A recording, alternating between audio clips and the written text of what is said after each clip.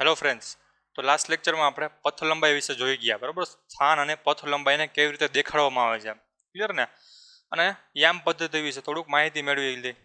આજે આપણે અભ્યાસ કરવાનો છે સ્થાનાંતર વિશે, કે સ્થાનાંતર એટલે છે શું, ક્લિયર ને.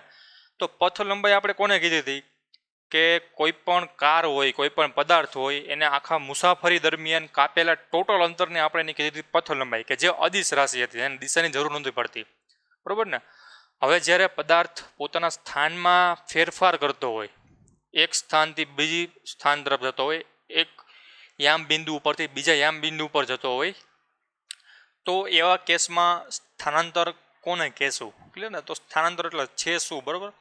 તો કે પદાર્થના સ્થાનમાં થતો ફેરફાર ને કહેવાય સ્થાનાંતર. આ એની ડેફિનેશન થઈ ગઈ. હવે એનું પ્રેક્ટિકલ એક્ઝામ્પલ લઈએ. દાખલા તરીકે આપણી પાસે યામ પદ્ધતિ હોય, બરાબર. આવી રીતે આ એક્સ છે, બરાબર. આ એક્સ પદ્ધતિ, આ વાય પદ્ધતિ, ક્લિયર ને. હવે મેં બીજી રીત આને કઈ રીતે દેખાડવી પડે કે એક્સ દિશામાં કોઈ અંતરને દેખાડવું હોય, મેં યામ પદ્ધતિ કીધું, નિર્દેશ પ્રેમથી કીધી, બરાબર ને. તો યામ પદ્ધતિમાં મારે કોઈ પણ લંબાઈ પહોળાઈ કોઈ પણ વસ્તુને દેખાડવી હોય, એમાં દળે દેખાડ્યું હોય, એમાં વેગે દેખાડવું, કાંઈ પણ વસ્તુ દેખાડી શકું, તો મારે આમાં પહેલાં આવા પોઈન્ટ્સ મૂકવા પડશે, સમાન અંતરના પોઈન્ટ્સ, ક્લિયર ને. જેમાં આ પોઈન્ટ્સને એકમ યુનિટ કહેવાય, બરાબર, કે જેનું મૂલ્ય એક હોય, એક પ્રકારે એમ કહી શકો એને, બરાબર ને. પછી તમે કોઈ પણ વસ્તુ લઈ શકો, આપણે એનો અભ્યાસ કરશું, બરાબર. અત્યારે એવું માની લો કે આ જે અંતરને એક કહેવાય, તો આ અંતર કેટલું થયું, 2 થયું ને. એવી રીતે આ અંતર કેટલું થાય, 3 થાય. એક એક જેટલો વધારો થતો જાય છે. એવી જ રીતે વાયમાં આવશે, ક્લિયર ને. જો હું એક્સ અને વાયને સ્થાન સદિશની યામ પદ્ધતિ કહેતો હોય, તો એક્સને મારે મીટરમાં દેખાડવું પડે ને, કારણ કે આ વસ્તુ શું દેખાડશે, જે તે પદાર્થનું અંતર દેખાડશે. કોની સાપેક્ષે, સંદર્ભ બિંદુની સાપેક્ષે. એટલા માટે હું એમ કહી શકું કે જે એક્સ દિશામાં મેં જે આ લાઈન દોરી છે, બરાબર, એક્સ દિશામાં જે મેં આ વસ્તુ લખી છે, એનો એકમ હશે ને એ મીટરમાં હશે, બરાબર ને, કારણ કે સ્થાન દેખાડે છે. એવી જ રીતે વાય દિશામાં જે મેં આ લાઈન દોરી છે, આ જે આ નાના નાના યુનિટ્સ દોર્યા છે, વેક્ટર દેખાડ્યા છે, બરાબર, કે જેનું મૂલ્ય તો કંઈક હશે, પરંતુ એનો એકમ શું હશે, મીટર હશે, કારણ કે એ સ્થાન દેખાડે છે. કારણ આપણે જોઈ ગયા સ્થાનનો એકમ શું હોય, મીટર હોય. હવે અહીંયા કોઈ પદાર્થ બેસેલો હોય, તો આ બેસેલા પદાર્થનું આપણે સ્થાન નક્કી કરવું હોય તો શું કરવાનું, તો કે સંદર્ભ બિંદુથી સ્થાન નક્કી કરવું હોય તો મારે પહેલાં એક્સ દિશામાંથી પહેલાં સ્થાન ખબર હોવી જોઈએ, કે એક્સ દિશામાં આ બિંદુ પાસે આવેલો છે, એક્સ દિશાને ક્યાં કટ કરે છે, વાય દિશાને ક્યાં કટ કરે છે, બરાબર ને. પછી હું ત્યાંથી આમ અંતર કાઢીશ ને પછી શું કરીશ, પાયથાગોરસનો નિયમ યુઝ કરી નાખીશ, ક્લિયર ને. તો આ શું વસ્તુ દેખાડી મેં, સ્થાન દેખાડવા માટેની વસ્તુ. હવે સ્થાનાંતર એટલે શું, તો સેમ વસ્તુ હું લઈ લઉં પાછી, બરાબર ને. શું કરું, સેમ પાછી વસ્તુ લઈ લઉં. તો હવે આ જે પદાર્થ હતો એ અહીંયા ક્યાંક હતો, એને પોતાનું સ્થાન અહીંથી બદલાવીને અહીંયા કર્યું, બરાબર ને. તો આની પહેલાં એક વસ્તુ કહી દઉં કે સંદર્ભ બિંદુથી આ લાઈન દોરીને મેં શું કહેવાય એને, તો આ લાઈન દોરી, બરાબર, આને એનું સ્થાન કહેવાય. કોઈ પણ પદાર્થને એ હોય, કોઈ પણ પદાર્થ અહીંયા પડેલો હોય, તો આ કોઈ પણ એ પદાર્થનું સ્થાન કહેવાય. આને કોની સાપેક્ષે, આની સાપેક્ષે, સંદર્ભ બિંદુની સાપેક્ષે. મેં આ રેખા દોરીને, લંબાઈ દોરીને, સદિશ દોર્યું ને, બરાબર ને. આ સદિશ દેખાડશે કઈ દિશામાં રહેલો છે, કે આ દિશામાં રહેલો છે. એવી જ રીતે મેં આ લાઈન દોરી, તો આ સદિશ થઈ ગયો એક પ્રકારે, કારણ કે આપણે ખબર છે કે સદિશને મૂલ્ય હોય અને દિશા પણ હોય, તો દિશા પણ છે અને આ મૂલ્ય પણ છે. તો સ્થાન દેખાડતા સદિશ છે, એટલા માટે આને કીધું સ્થાન સદિશ, બરાબર ને, ક્લિયર ને. તો શું કરશે કે સ્થાન સદિશ એટલે શું થાય કે સંદર્ભ બિંદુથી હું લાઈન દોરીશ કે જે તે બિંદુનું આપણે સ્થાન નક્કી કરવું છે, ત્યાંથી અંતર આપશે. શું આપશે, અંતર આપશે, પોઈન્ટ નહીં આપે, બરાબર. એક્સ વાય રે, એક્સ વાય એના પોઈન્ટ્સ કહેવાય ને, એના ઘટક કહેવાય. ઘટક નથી જોતા આપણે, એનું અંતર જોઈએ છીએ, બરાબર ને. તો એ અંતર ક્યાંથી મળશે, પાયથાગોરસના નિયમ ઉપરથી મળશે, તો એનું મૂલ્ય મળશે અને દિશા આપેલી છે, બરાબર ને.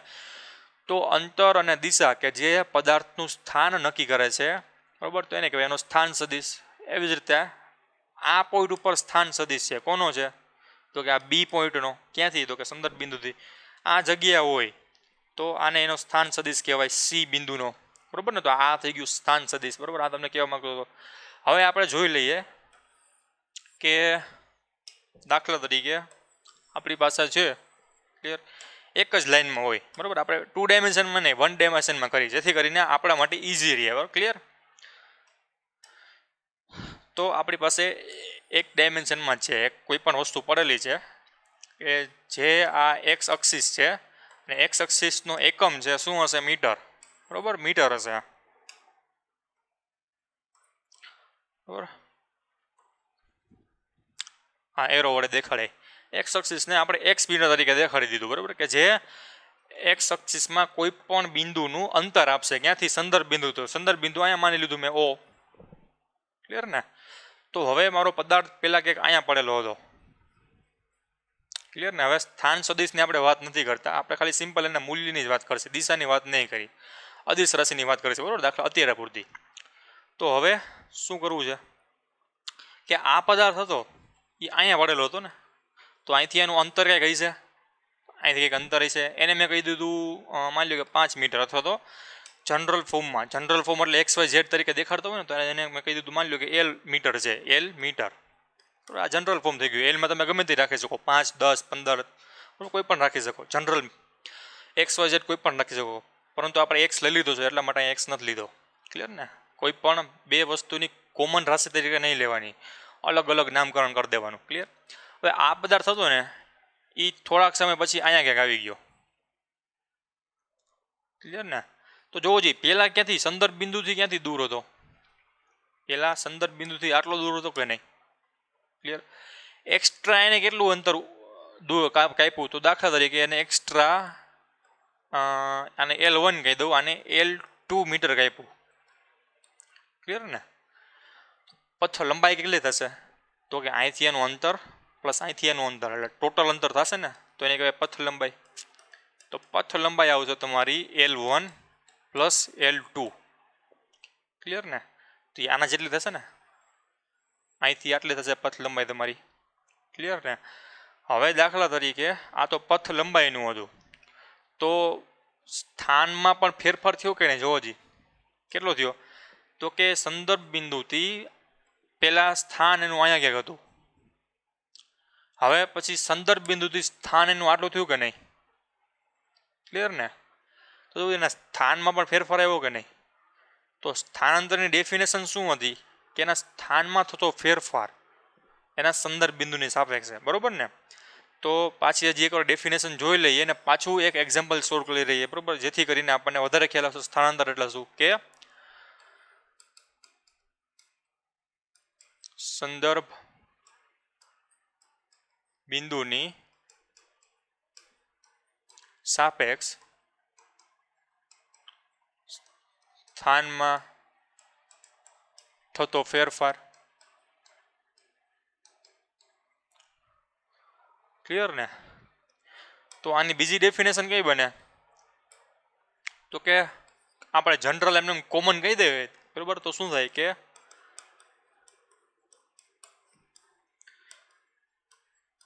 સંદર્ભ બિંદુથી કેટલો દૂર છે, બરોબર, બીજું કાંઈ નથી. આ તો સ્થાનાંતર એટલે આ વસ્તુ થાય કે સંદર્ભ બિંદુની સાપેક્ષે સ્થાનમાં થતો ફેરફાર, અને એનું ફિઝિકલ મિનિંગ આ થાય કે સંદર્ભ બિંદુથી કેટલો દૂર રહેલો છે, ક્લિયર ને. તો શું કહેવા માંગે છે? તો કે આપણી પાસે કોઈ પદાર્થ છે, દાખલા તરીકે આવી રીતે XYમાં, કે એ પદાર્થ પહેલાં છે ને આ આપણું ઓરિજિન O કહી દઉં, એ પદાર્થ પહેલાં અહીંયા હતો, તો આનું સ્થાન ક્યાં થશે? આવડું થશે કે નહીં? સ્થાનને દેખાડવા માટે યામ પદ્ધતિ પણ યુઝ કરી શકો, કે X1 Y1 કોર્ડિનેટ ઉપર હતો. શું હતું? કે અહીંથી આનું અંતર હતું ને, આ અંતર હતું ને એ X1 હતું, અને આ જે અંતર હતું એ Y1 હતું, ક્લિયર ને. ત્યાંથી બદલાઈને ક્યાંક અહીંયા ક્યાંક આવી ગયો, ક્લિયર, કે જેના યામ હતા X2 Y2, બરાબર ને. જે X2 હતું X દિશામાંનું અંતર હતું, કેટલું થયું? તો X2 થઈ ગયું ને. Y2 હતું એ Y દિશામાંનું અંતર થયું, કેટલું થયું? Y2 થઈ ગયું, ક્લિયર ને. તો જોવો જી પોતાના સ્થાનમાં કંઈ બદલાવ કર્યો કે નહીં? આ દિશામાં ગયો કે નહીં? કોની સાપેક્ષે? સંદર્ભ બિંદુની સાપેક્ષે. કઈ દિશામાં ગયો? નીચેની દિશામાં, એક પ્રકાર ક્રોસની દિશામાં, ક્લિયર ને? તો આ જ વસ્તુનું શું કહેવાય, એનું સ્થાનાંતર થઈ ગયું કહેવાય. પથ લંબાઈ કેટલી થશે આ કેસમાં? તો પથ લંબાઈ આટલી જ થશે ને, એનું મૂલ્ય જ દેખાડશે. હવે બીજી વસ્તુ શું કરી કે આને આપણે થોડુંક ભૂસી નાખીએ હવે આને, બરોબર.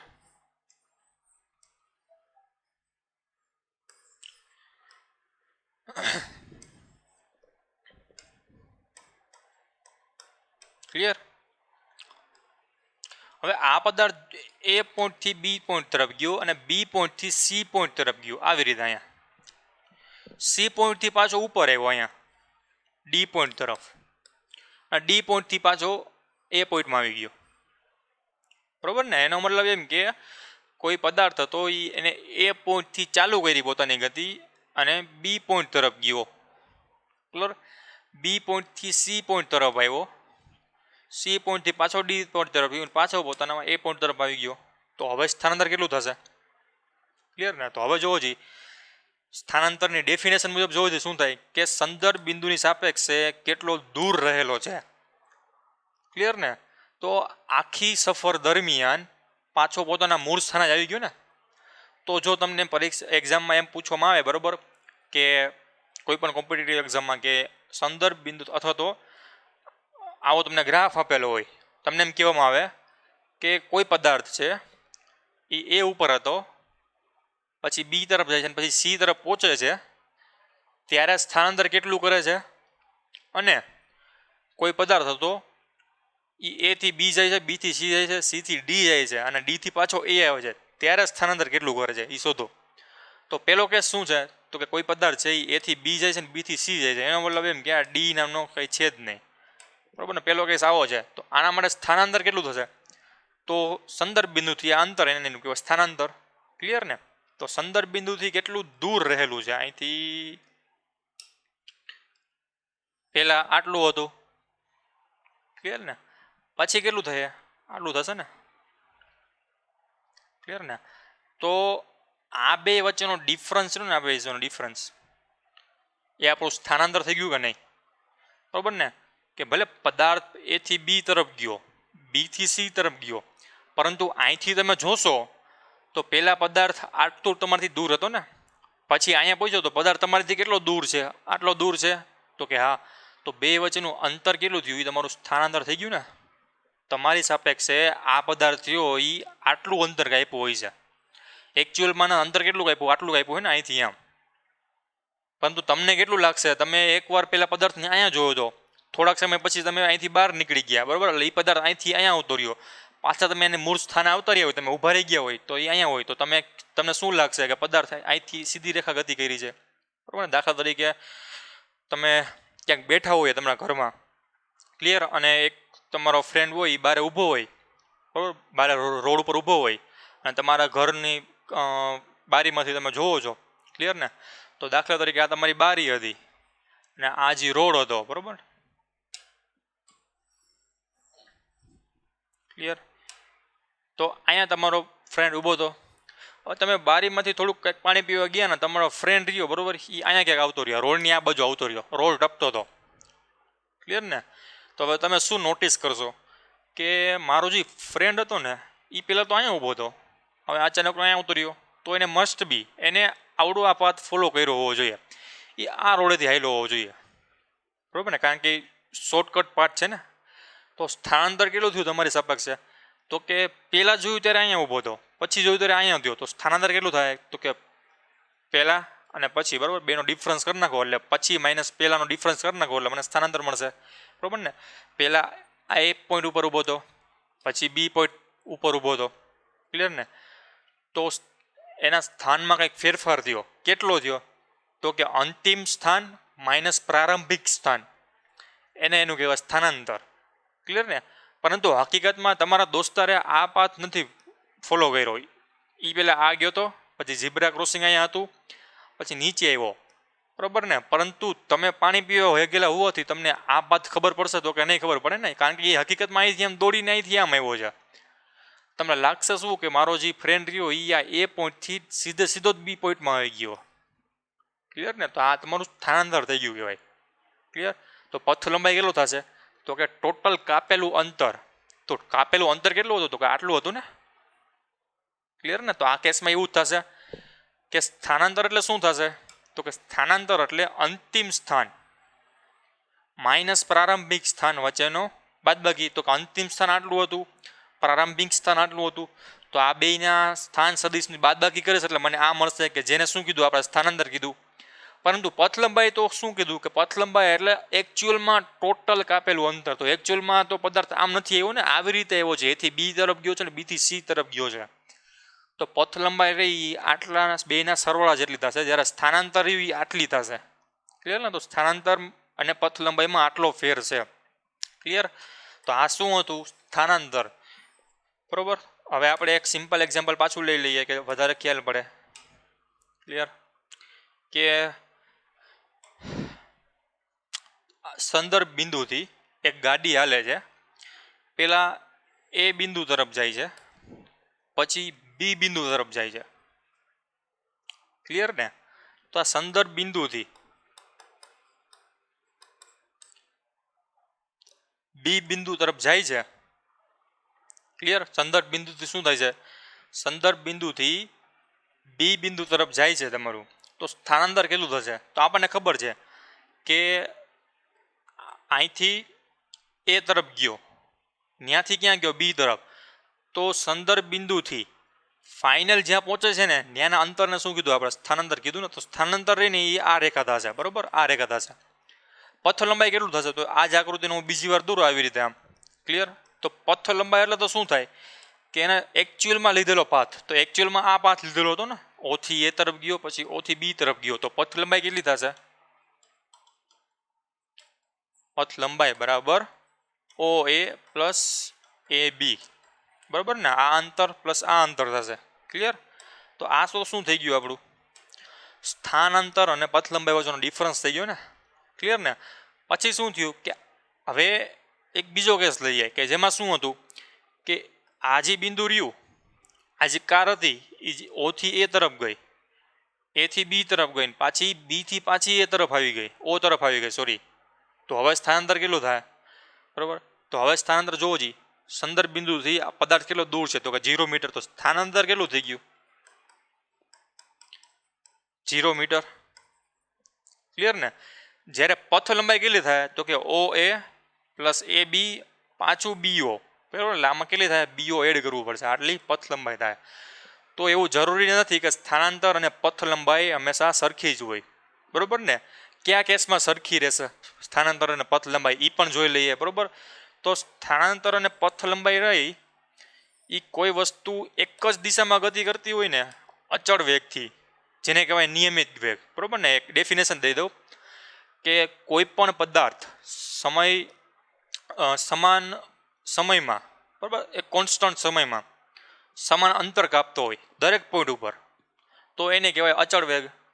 દાખલા તરીકે 50 કિલોમીટર પર અવરની જે ઝડપ, 30 કિલોમીટર પર અવરની ઝડપ, તમારે એક્સેલરેટર ફિક્સ કરી નાખો તો તમારી ગાડી અચળ વેગથી ગતિ કરતી હોય. બરાબર? તો એને કહેવાય નિયમિત વેગ. બરાબર? એક ટેકનિકલ નામ છે. બાકી અચળ વેગ નામ યાદ રાખશો તો પણ ચાલશે. ક્લિયર?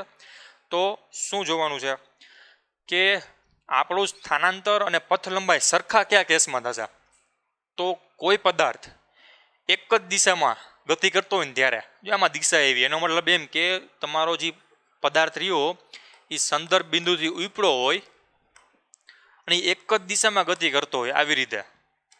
બરાબર? એક જ દિશામાં ગતિ કરતો હોય. એનો મતલબ એમ કે તમારો જે પદાર્થ હતો, ગાડી હતી, અહીંયા હોટલ પાસે ઊભી રહી. બરાબર? તો આ કેસમાં પથ લંબાઈ કેટલી થશે અને સ્થાનાંતર કેટલું થશે? તો પથ લંબાઈ કેટલી થશે કે ટોટલ કાપેલું અંતર, તો કે આટલું અંતર છે ને, આ ઓ બિંદુથી બી બિંદુનું અંતર. તો પથ લંબાઈ કેટલી આવશે? પથ લંબાઈ ઇઝ ઇક્વલ ટુ ઓબી.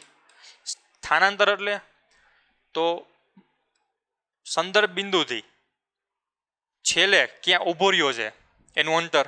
બરાબર? ફાઇનલ જ્યાં પહોંચ્યો એની પોઝિશન જ આપણે સ્થાનાંતર કીધું હતું ને. તો કેટલું થાય જોવો જી? તો કે આપણો પદાર્થ ક્યાં રહેલો છે. બીજી ભાષામાં શું થાય કે આપણો પદાર્થ ક્યાં રહેલો છે, કોની સાપેક્ષે? સંદર્ભ બિંદુ સાપેક્ષે. એ આપણું સ્થાનાંતર થઈ જાય. તો સ્થાનાંતર બરાબર કેટલું થશે? તો કે પદાર્થ બી પોઈન્ટ ઉપર રહેલો છે. બરાબર ને? તો ઓ બી થાય. બરાબર ને? આવી રીતે દેખાડે. જો આમાં ખાલી ઓબી, આમાં ઓબીમાંથી એરો છે, એની વાત કહીશ પછી શું કમે. ક્લિયર? હવે આ જે પદાર્થ હતો ચા બા પીને પાછો આગળ નીકળી ગયો, બરાબર, ગાડી હતી, સી પોઈન્ટ પહોંચ્યો, તો પથ લંબાઈ કેટલી થશે? તો કે આ પ્લસ આ સ્થાનાંતર, તો કે સ્થાનાંતર એટલે મૂળથી કેટલો દૂર છે, તો સ્થાનાંતર એટલું જ થશે ને, ક્લિયર ને? એનો મતલબ એમ કે જો તમારી ગાડી કોઈ પણ પદાર્થ એક જ દિશામાં જતો હોય અચળ ઝડપથી, બરાબર ને, નિયમિત વેગથી, તો આવા જ કેસમાં એક પ્રકારે સ્થાનાંતર અને પથ લંબાઈ સમાન મળે. બાકી જરૂરી નથી કે સ્થાનાંતર અને પથ લંબાઈ સમાન મળે, કારણ કે બે અલગ અલગ રાશિ છે ને. બીજી વસ્તુ એ કે આમાં એરો શું દેખાયેલો છે, તો એરો દેખાડવાનું પાછળનું રીઝન એ છે કારણ કે સ્થાનાંતર રહ્યું એ સદિશ રાશિ છે, આપણને ખબર છે, એને દિશાની જરૂર પડે, ક્લિયર ને? તો સ્થાનાંતર સદિશ રાશિ ઓછી સદિશ હોય, બરાબર, અથવા તો આપણે જોઈ ગયા કે કોઈ પણ સદિશ હોય કોનો બનેલો હોય, તો કે એનું મૂલ્ય પ્લસ દિશાનો બનેલો હોય ને, ક્લિયર ને?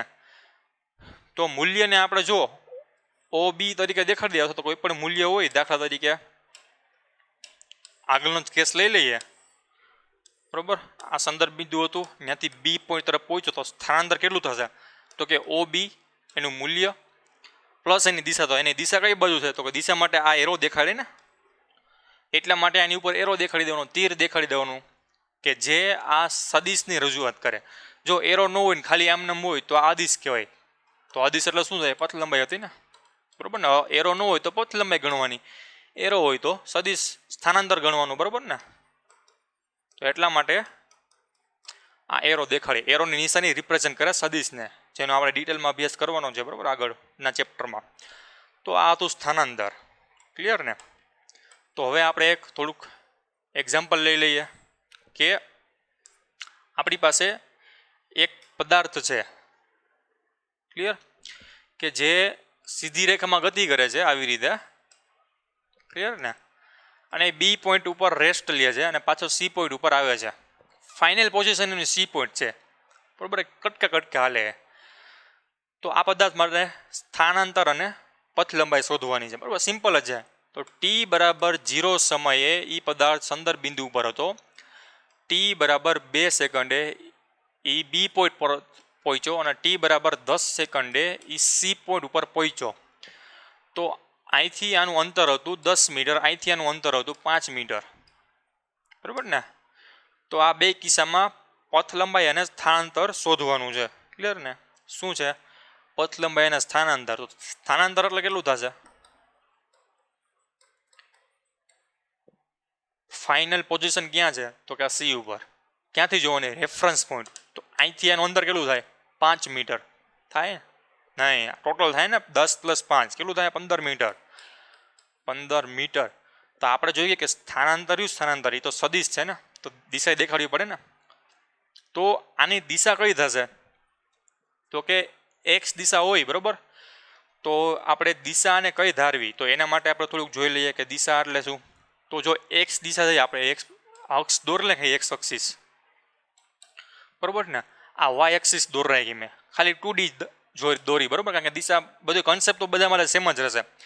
તો આને હું ધન એક્સિસ ધારું, તો આપણે કીધું હતું આને કેવી ધારવી પડે? મારે ઋણ એક્સિસ ધારવી પડે ને, કે જેમાં -10 આંકડા હોય, -9 હોય, બરાબર, માઇનસમાં આંકડા હોય બધાય.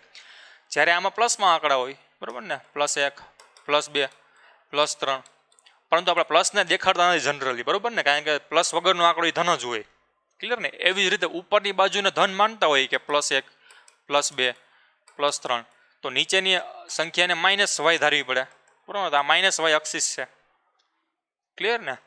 તો આ એની દિશા થઈ ગઈ કે નહીં? કે જો પ્લસ હોય પ્લસ, તો એનો મતલબ એમ કે આ બાજુ છે, સમજાય ને? આ એક કન્સેપ્ટ સમજજો કે હું શું કહેવા માગું છું, કે આ જે વસ્તુ રહી તમને એમ કહેવામાં આવે કે મારું સ્થાન +5 છે અથવા ખાલી 5 મીટર છે, તો આમાં દિશા પણ આવી ગઈ હોય, બરાબર ને? આમાં તમારે એક્સ્ટ્રા દિશા ઉમેરવાની જરૂર નથી, ક્લિયર ને? શું દિશા આવી ગઈ? તો કે પ્લસ, જો આગળ મેં પ્લસ કર્યું છે, અથવા તો એમને હોય તો પ્લસ ધાર લેવાનું. તો પ્લસનો મિનિંગ શું થાય? તો કે આ દિશામાં છે, આ દિશા એટલે આ બાજુની દિશા. તો આ દિશા આવી ગઈ ને, કારણ કે દિશાને હું આ દિશા દેખાડ્યું તો એરો વડે દેખાડી ને. તો એનો અર્થ એવો થયો કે આપણા આ કેસમાં શું છે કે ઓ થી સી તરફ જાય છે ને. તો ઓ બિંદુ કયું હતું? આપણે આ બિંદુ હતું ને, મધ્ય બિંદુ હતું, સંદર્ભ બિંદુ હતું. તો આ સંદર્ભ બિંદુ છે, આમાં વાય એક્સિસ દોરી છે, આમાં નથી દોરી, એટલો જ ફેર છે, બરોબર ને? તો એનો અર્થ એવો થયો કે સંદર્ભ બિંદુની પાછળ એ લાઈન દોરી હગી ને છે નહીં, દર્શાવી નથી, બાકી માઇનસમાં હોય, -1 -2 એવી રીતે માઇનસમાં છે, દેખાડી નથી એટલા માટે, કારણ કે પાછળ તો પદાર્થ ગયો જ નથી. બરોબર ને? તો એનો અર્થ એવો થયો કે સ્થાનાંતરની દિશા કઈ બાજુ આવશે, તો કે ધન દિશામાં. તો એટલા માટે આની દિશા થઈ +15 મીટર. બરાબર? તો આની દિશા આવી ગઈ. એક્સ્ટ્રા અહીંયા દિશા દેખાડવાની જરૂર નથી. એક્સ્ટ્રા દિશા દેખાડવી પડશે ક્યારેક ક્યારેક, કે જ્યારે શું થાય, દાખલા તરીકે તમારો પદાર્થ અહીંયા હોય તો તમે શું કહી શકો કે મારો પદાર્થ રહ્યો એ +x દિશામાં છે. કઈ દિશામાં? +x દિશામાં છે. ક્લિયર ને? જો પદાર્થ અહીંયા હોય તો એમ કહી શકો કે મારો પદાર્થ રહ્યો -x દિશામાં છે. બરોબર ને? તો તમારે શું કરવાનું કે મૂલ્યની આગળ ± લગાડી દેવાનું, જેથી કરીને તમારું એ સદિશ સ્વરૂપ થઈ ગયું. પરંતુ તમારો પદાર્થ x અને y ની દિશાની વચ્ચે હોય તો શું કરો? તો x માં y પ્લસ છે ને y માં પ્લસ છે ને, તો આના માટે તમારે સ્થાનાંતર દેખાડવું હોય તો હવે શું કરશો?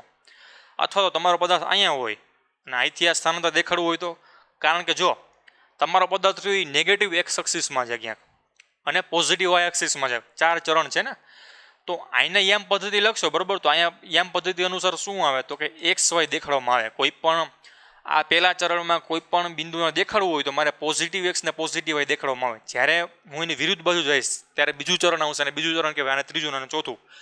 બીજા ચરણમાં મારે આના ઘટક દેખાડવો હોય તો કયો ઘટક છે?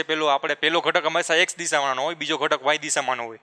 પહેલો ઘટક x દિશા, તો x દિશા કેવી છે? માઇનસ છે ને, તો જે ઘટક આવશે એ માઇનસમાં આવશે, અને આ તો ઉપર જ છે તો પ્લસમાં આવશે. આ ઘટક કઈ છે? તો આ ઘટકમાં પહેલો ઘટક કયો આવશે? નેગેટિવમાં. બરોબર ને? ત્રીજા ચરણમાં તો -x -y બે ઘટક નેગેટિવમાં આવશે આના ભાઈ. બરોબર? એવી જ રીતે અહીંયા શું આવશે તો કે આમાં +x છે ને અને -y છે. બધા 4 યામ થઈ ગયા, 4 ચરણ થઈ ગયા. તો જો પદાર્થ અહીંયા હોય તો મારે શું કહેવું પડે કે મારો પદાર્થ રહ્યો ને એ ધન x અને ધન y દિશામાં છે. એનો મતલબ એમ કે આમાં તમારે બે દિશાની જરૂર પડશે, ખાલી +- ન હાલે, કારણ કે પ્લસ ને માઇનસ ટોટલ થઈને બે દિશા બને. આમાં તમારે ટોટલ થઈને 4 દિશા થઈને 1 2 3 4. સમજાય ને શું કહું છું? કે તમારો પદાર્થ હોય ખાલી x દિશામાં હોય તો તમારે દિશા દેખાડવી હોય તો શું કરવાનું કે જો ધન દિશામાં હોય તો આગળ પ્લસ મૂકી દેવાની, ઋણ દિશામાં હોય તો આગળ માઇનસ મૂકી દેવાની. જો ખાલી એક જ એમમાં હોય, પછી y એમમાં હોય તો પણ ભલે, એક્સમાં હોય તો પણ ભલે, ઝેડમાં હોય તો પણ ભલે, પરંતુ 1D માં હોય, 2D માં હોય તો 2D માં તમારે ટોટલ કેટલી દિશા જોશે? 1 2 3 ને 4 દિશા જોશે ને. આમાં ખાલી બે જ દિશા જોતી હતી, કેવી? પ્લસ અથવા માઇનસ. તો આમાં ટોટલ કેટલી દિશા જોશે? તો કે પ્લસ પ્લસ, માઇનસ પ્લસ, આ માઇનસ માઇનસ અને આ પ્લસ માઇનસ. તો એનો મતલબ એમ કે તમારે 4 અલગ અલગ પ્રકારની દિશા જોશે આમાં દેખાડવું હોય તો. ક્લિયર ને? તો આ વસ્તુ શું થાય, એનું પોઝિશન તમને દેખાડશે, બરોબર ને? અથવા દિશા દેખાડશે. તો આના માટે તમે પ્લસ પ્લસ માઇનસ પ્લસ અથવા માઇનસ માઇનસ તમે ન દેખાડ્યું હોય તો એના માટે બીજી સિસ્ટમ છે કે જે સદિશ સ્વરૂપમાં એક પ્રકારે I કેપ, J કેપ અને K કેપ તરીકે દેખાડવામાં આવે છે, જેનો અભ્યાસ આપણે નથી કરવાનો, બરોબર? અત્યારે આ પ્રકરણમાં નથી કરવાનો, આપણે એને નેક્સ્ટ પ્રકરણમાં કરવાનો છે. ક્લિયર ને? એકરમાં. તો અત્યારે શું આપણે જોવાનું છે કે એક જ દિશામાં ગતિ કરી છે ને, કારણ કે આપણે જોઈ ગયા કે શું છે કે સુરેખ પથ પર એક જ દિશામાં ગતિ. તો આપણે આનું કંઈ આપણે ટેન્શન લેવાનું કંઈ છે નહીં, બરોબર? તો આપણે એમાં ટેન્શન લેવાનું છે નહીં. આપણી પાસે શું છે? સ્થાનાંતર છે, બરોબર? કઈ દિશામાં? એક જ દિશામાં. પોઝિટિવમાં જાઓ તો પ્લસ, નેગેટિવમાં આવો તો શું આવશે? તો કે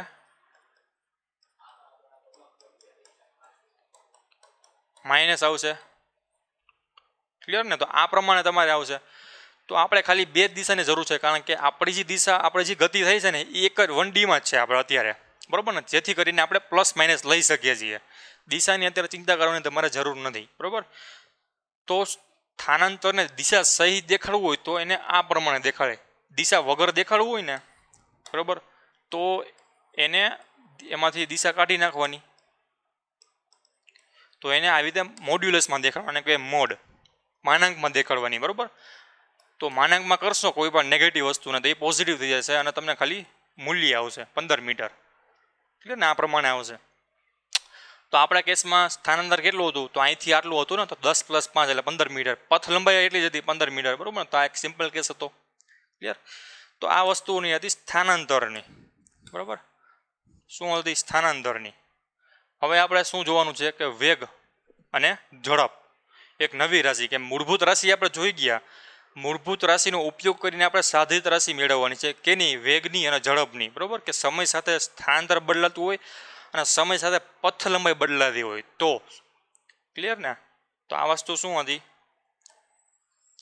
આ મોડ્યુલસને એનો આપણે સ્ટડી કરવાનું છે અત્યારે ડોન્ટ વરી ક્લિયર તો હવે આપણે જોવાનું છે કે વેગ અને ઝડપ બરાબર કે જેનું નામ છે સરેરાશ વેગ તથા